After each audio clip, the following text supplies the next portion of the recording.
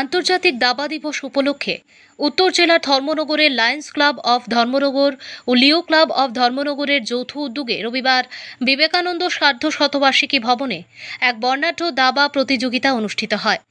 20 জুলাই পালিত আন্তর্জাতিক দাবা দিবসকে সামনে রেখেই এই আয়োজন করা হয়। প্রতিযোগিতায় ধর্মনগরের বিভিন্ন এলাকার বিপুল সংখ্যক দাবা অনুরাগী অংশ নেন। সকাল থেকেই প্রতিযোগী, অভিভাবক ও দর্শকদের উপস্থিতিতে উৎসবমুখর পরিবেশের সৃষ্টি হয়।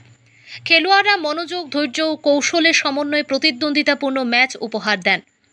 আয়োজকদের পক্ষ থেকে জানানো হয়, যুব সমাজকে মোবাইল সহ বিভিন্ন আসক্তি থেকে দূরে রেখে বুদ্ধিবৃত্তির পরিচর্যায় উৎসাহিত করাই এই উদ্যোগের মূল লক্ষ্য। তাদের মতে দাবা স্মৃতিশক্তি, একাগ্রতা, বিশ্লেষণ ক্ষমতা ও সিদ্ধান্ত গ্রহণের দক্ষতা বাড়াতে গুরুত্বপূর্ণ ভূমিকা পালন করে।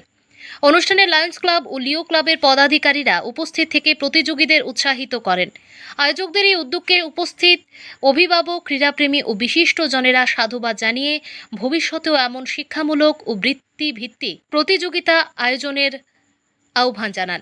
ধর্মনগর প্রতিনিধির রিপোর্ট, প্রতিদিন ত্রিপুরা।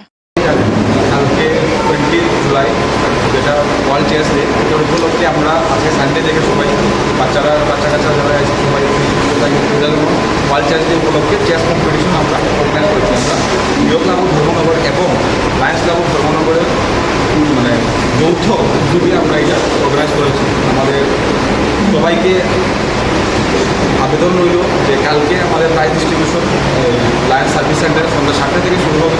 সবাই আসবেন, বাচ্চা কাচ্চা সবাইকে উৎসাহ দেবেন।